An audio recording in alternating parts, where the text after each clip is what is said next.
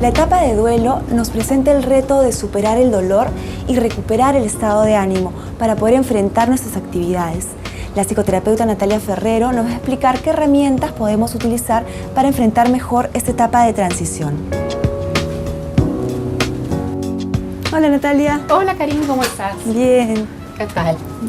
Muy bien, gracias. Toma asiento, por favor. Gracias. Cuéntame Natalia, ¿qué tipo de conductas se pueden esperar en una persona que está atravesando una fase de duelo? Claro, mira, el duelo en realidad es un proceso de recuperación de la persona luego que fallece un ser querido, ¿no? La persona normalmente suele retraerse, sentir por un lado mucho estrés, mucha ansiedad, depresión, ¿no? La persona tiende a querer, por un lado, de repente negar, sentir la urgencia que vuelva a este ser querido. Luego pasa por una fase como de aceptación, ¿no? Y luego de reorganización de su vida sin la persona que tanto ama en un tema tan irreversible como es la muerte, ¿no? Es un tema bastante complejo. La persona puede mostrarse cansada física y psíquicamente, desanimada, puede tener incluso problemas a veces de sueño, de insomnio, de tener sueños con respecto a su ser querido que ha fallecido. También puede tener una serie de contenidos, de pensamientos muy negativos, por ejemplo, pensamientos de que no va a ser de repente capaz de poder seguir adelante, que no tiene esperanzas de que el futuro pueda ser bueno, un miedo, un temor hasta cierto punto razonable de enfrentar la vida, digamos, sola, sin la compañía de repente. Vamos a suponer el caso que el cónyuge, exacto, que la pareja sea la persona que falleció o el hijo. De hecho, la pérdida de un ser querido, sobre todo la pérdida de un hijo, de un cónyuge, de una pareja, son los eventos más estresantes por los que puede pasar una persona, ¿no? Es el evento que más puede desestabilizar emocionalmente a la persona.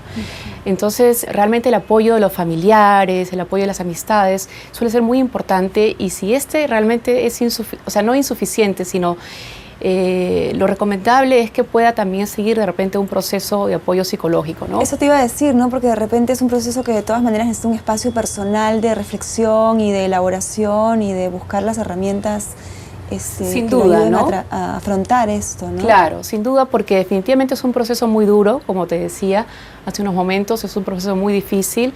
La persona puede tener diferentes sentimientos que en realidad no solamente los familiares o amigos son capaces de manejarlos, por ejemplo, sentimientos de ira, sentimientos de depresión, como te decía, incluso algunas personas sentimientos de culpa respecto, por ejemplo, a acciones que hizo o dejó de hacer mientras la persona querida vivía, o sentimientos negativos que tenía hacia también la persona mientras vivía. Entonces, en realidad, el manejo de incluso de todo este problema que tienen las personas, por ejemplo, viudas, en ese momento es también el tema de los pensamientos que pueden tener, de un poco de catastrofización, nosotros llamamos, ¿no? O sea, de lo mal, lo terrible que se sienten respecto a vivir esta experiencia. Y no se ve solución, ¿no es cierto? Exacto, ¿no? La percepción de que es muy injusto todo lo que le sucede.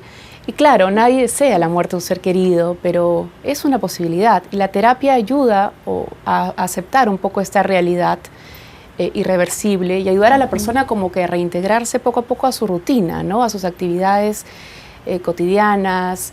Ahora, aceptando también este proceso, o sea, no vamos a esperar pues que una persona ¿no? que ha muerto su pareja hace poco, de pronto retome sus clases inmediatamente o su trabajo inmediatamente, pero es un proceso que hay que entender y que hay que también tener los ojos sobre él para que la persona pueda afrontar el duelo adecuadamente, ¿no? ¿Cómo debería acompañar la familia? ¿Cuál sería lo más adecuado?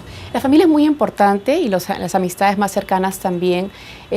Acompañar a la persona en términos de estar con ella, hacerla entender que es esperable, que sienta dolor. No es recomendable pues que la persona o los familiares, mejor dicho, minimicen un poco la experiencia de duelo. Es conveniente aceptar las emociones negativas, ayudar al paciente o a la persona a tomar este proceso como algo que va a pasar, que va a tener, que esta experiencia dolorosa va a pasar, incluso ayudarla a que no se apoye, por ejemplo, de hábitos o comportamientos pues inmediatos, no saludables, por ejemplo el consumo de alcohol, el consumo de drogas, que podría ser de alguna manera un recurso de afrontamiento, ¿no?, negativo.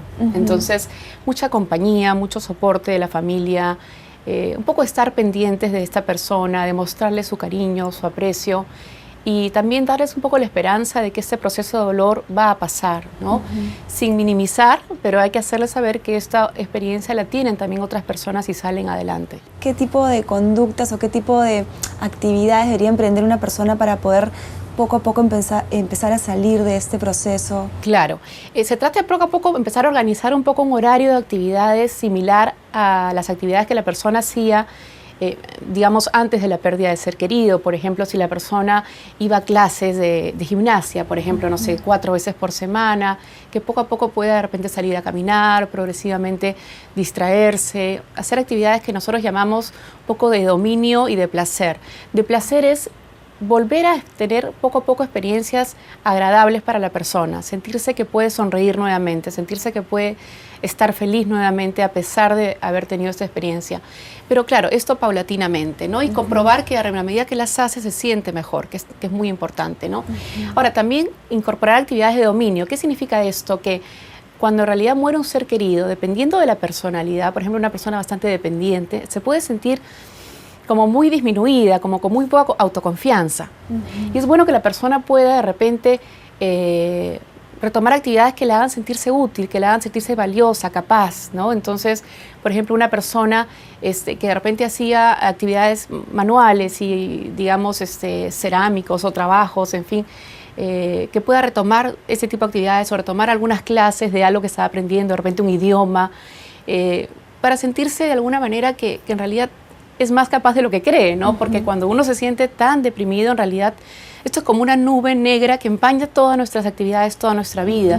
Y poquito a poquito hay que sacar, ¿no?, estas cosas buenas o valiosas que tenemos, ¿no? Ahora, en todo esto el apoyo de los demás es muy importante, ¿no? Y esto obviamente lo podemos aplicar también a cualquier otro tipo de pérdida, ¿no es cierto? No solamente la muerte, sino cualquier pérdida que es vivida como... Claro, por ejemplo, en el muerte. caso de los niños, en realidad a veces es la pérdida de la mascota, que es una situación tan estresante para ellos y hay que tomar en cuenta también, ¿no? Lo importante no es la realidad, digamos, sino cómo viva la persona la pérdida, ¿no? Esto es muy, muy importante, ¿no? Cómo cada uno afronte, digamos, la pérdida y darle todos los recursos que estén en nuestras manos. Bueno, muchísimas gracias. No, gracias a ti más bien. Estamos en contacto, Ok. estaba clarísimo. Gracias, te acompaño para salir. Gracias.